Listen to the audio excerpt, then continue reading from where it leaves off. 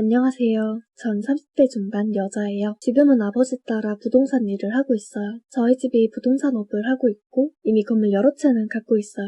그래봐야 조그만 상가 건물들이지만요. 여기까지 간단하게 말하고 이것 때문에 제 행복한 생활이 다 망가졌답니다. 아무리 그래도 결혼을 하면 서로 가족이고 가족답게 정답게 사는 건데 돈이 뭐라고 그렇게 소중한 가족을 잃게 만드는지 모르겠어요. 저희 집이 어떤지 말했으니까 어린 시절은 늘 당당했죠. 남들이 갖고 싶어하는 물건들을 가지고 있어서 애들한테 온갖 부러움과 인기를 받았어요. 그래서 마음대로 사용하고 그랬어요.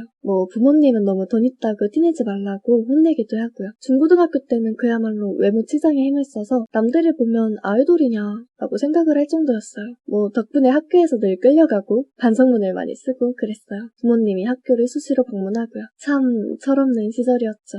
그때 제 남편을 만나게 되었어요. 고등학교 3학년 때 만났는데 남편은 진짜 아주 평범해서 어디에도 드러나지 않을 정도였어요. 그러다가 조금씩 친해지긴 했어요. 저하고 남편이 어울리는 게 없는데 어찌 그러냐면 아무래도 제가 공부를 잘하는 편이 아니라서 남편한테 많이 물었거든요. 남편은 공부를 잘해서 이것저것 물어보기가 쉬웠고 덕분에 저는 대학에 무사히 들어가게 되었죠. 지금 생각하면 참 떨렸네요. 대학교 1학년 때는 저만의 캠퍼스 라이프를 꿈꾸며 연애도 하고 싶고 어디 놀러 가고 막 그러고 싶었거든요. 그때 남편을 또다시 보게 되었죠. 참고로 남편은 저와 달리 좋은 명문대에 들어갔어요. 전 그저 수도권 주변에 있는 대학에 들어갔죠. 종강 파티 때 학교 사람들끼리 회식 끝나고 친한 친구들끼리 소개팅하자고 갔었어요.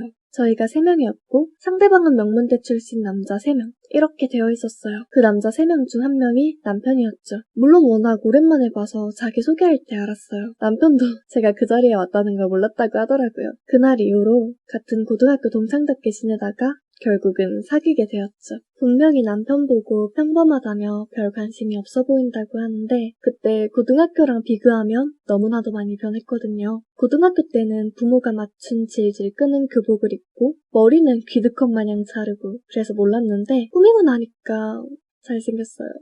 그동안 대학교에 들어가면서 많이 외모를 가꾸었다고 해요. 그렇게 서로 사귀게 되었는데 부모님이 좀 힘들게 살았다고 하더라고요. 워낙에 힘들게 살다가 시아버지는 극심한 스트레스로 몸져눕다가 돌아가시고 시어머니만 남았다고 하더라고요. 지금은 자기가 장학금을 타면서 부업으로 어머니를 돕고 있다고 말했어요. 전 보면서 사람의 일은 알 수 없구나 하며 대견하다고 생각했어요. 그 뒤로 남편이 군대 갔다 오고 그러면서 제가 먼저 취직하게 되고 그 뒤에 남편도 취직하게 되었죠. 시간을 조금씩 내고 주말마다 만나서 꾸준히 만나고 그랬죠. 같이 영화관 가고 식당에서 밥 먹고 주말에 여행을 가고 그랬어요. 그러다가 남편이 깜짝 선물로 청혼을 해서 결혼하게 되었죠. 상견례도 문제도 없었고 결혼식도 무난히 치루었죠. 그렇게 행복할 줄 알았는데 문제는 시어머니였죠. 시어머니가 워낙에 힘들게 사셔서 그런지 항상 짜증이 나고 늘 투정을 부리셨어요.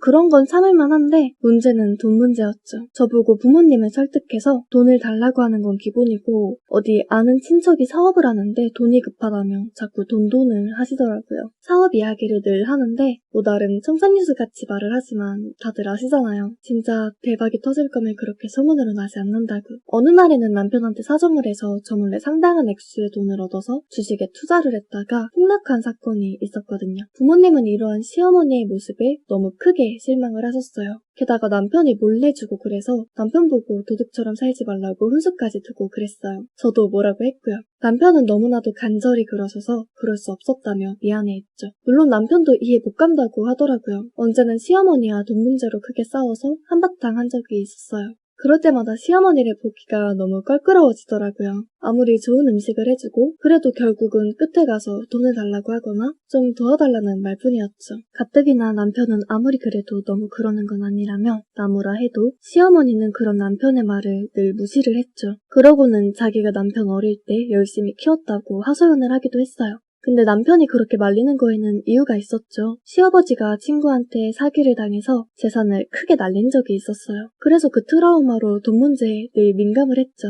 하지만 시어머니는 한 번에 대박을 터뜨리는 걸 선호했고 덕분에 갈등은 풀어지지 않게 되었죠. 그러던 어느 날이었어요. 아버지가 몸이 아프셔서 병원에 눕게 되었어요. 워낙 잔병 치레가 많아서 고생을 하셨는데 병원에 가보니까 상당히 심각하다고 하더라고요. 그래서 많은 사람들이 많이 오고 가고 선물도 주고 그랬어요. 남편도 평소 아버지가 좋아하는 음식을 사서 드리기도 했어요. 그리고 시어머니도 방문을 하게 되었죠. 왜인지 시어머니는 그날 이후로 열심히 병문안을 찾아오더라고요. 얼마나 자주 갔으면 어머니가 바람 피는 건가라고 의심을 하기도 했어요. 그래도 저희 가족이 바쁠 때 방문해서 아버지와 입담을 나누는 것도 나쁘지 않다고 생각했어요. 저야 이런 모습을 마다하지는 않지만 한편으로는 너무 잘해줘서 속셈이 더 있지 않을까 하고 걱정을 했어요. 평소에 저희한테 가난하다며 선물도 안 해주는 쪽에서 왜 그런가 하며 의심을 사게 되었죠. 그러던 어느 날 제가 방문했을 때 아버지의 표정이 안 좋더라고요. 그래서 무슨 일이냐고 하니까 요즘 시어머니라는 사람이 자꾸 재산을 노린다고 말을 하셨어요. 전 대체 이게 무슨 번개 맞을 소리인가 하고 말했어요. 아버님, 그게 무슨 소리세요? 아무리 그래도 시어머니가 그렇게까지 안 하실 텐데 설마 돈 때문인가요? 그러자 고개를 끄덕이며 그동안 시어머니한테 시달린 이야기를 하시게 되었죠. 시어머니는 음료수를 먹이면서 처음에는 그저 건강하게 살아달라고 하면서 나중에는 자기가 여기에 돈 쓴 게 있는데 조금이라도 해주면 안 되겠냐며 막 실실 꼬시고 그랬더라고요. 그러다가 나중에는 건물도 달라고 하더라고요. 왜 달라고 하니까 자기도 좀 조용히 살고 싶다고 말하고 싶더라고요. 진짜 기가 막히더라고요. 참 이렇게 할 수가 있는지 이해가 안 되었어요. 전 그 길로 어머니한테 남편한테 말했죠. 어머니는 왜 그동안 자기한테 말 안 했냐며 다소 놀라워했고 남편은 그저 묵묵부답으로 있더라고요. 아니 여보, 왜 가만히 있어? 이거 심각한 문제인데 왜 그래? 그때 남편 얼굴에서는 식은땀이 흘려서 뭔가 있나 의심을 했지만 이내의 답은 시어머니 댁에 가서 항의하면서 알게 되었죠. 어떻게 이럴 수가 있으세요? 아무리 가난하게 살고 아들 한 명 키우는 것도 대단하지만 너무 돈을 밝히는 건 아닌가요? 이제는 자기한테 재산을 달라고 하면서 안 그러면 뭐 어떻게 하겠다며 협박까지 해서 아버지가 목소리를 못 내게 했다죠? 이러고도 무사할 줄 알았어요? 그러자 시어머니가 설마 내가 그러겠느냐, 가족끼리 섭섭하게 왜 이러냐며 정겹게 같이 살면서 서로 돕자면서 저보고 자식같이 잘 보살펴준다고 말하니 완전히 어이가 없었죠. 남편이 그동안 시아버지의 일로 돈 문제에 많이 민감한데 그런 걸 헤아리지 못하는 어머님은 대체 왜 그러시는 거예요? 대체 남편도 하지 말라는 걸 왜 하려는 거예요? 그랬더니 시어머니가 뜻밖의 발언을 하게 되었어요. 이거 네 남편이 한 거야. 내 아들이 나한테 직접 와서 그러라고 시킨 거야. 아니겠지. 설마 착한 남편이 저럴 리가 없지 하며 남편한테 물었는데 남편은 미안하다며 무릎을 꿇고 싹싹 빌더라고요. 그동안 어머니가 워낙 빚이 많아서 이렇게라도 안 할 수가 없었어. 이제 친구들한테도 다 빌려서 더 이상 못 빌리는 상황이래. 그렇다고 내는 돈을 빌려주긴 그렇고 정말 미안해. 믿었던 남편이 그런 소리를 하니까 더 화가 나네요. 그동안 남편도 하소연하고 그랬던 것들이 전부 거짓말이라고 믿어지게 되면서 더욱더 화를 냈어요. 어찌 이럴 수가 있어? 시험이라는 년도 그렇지만 남편이 이렇게 행동할 수가 있어? 뭐?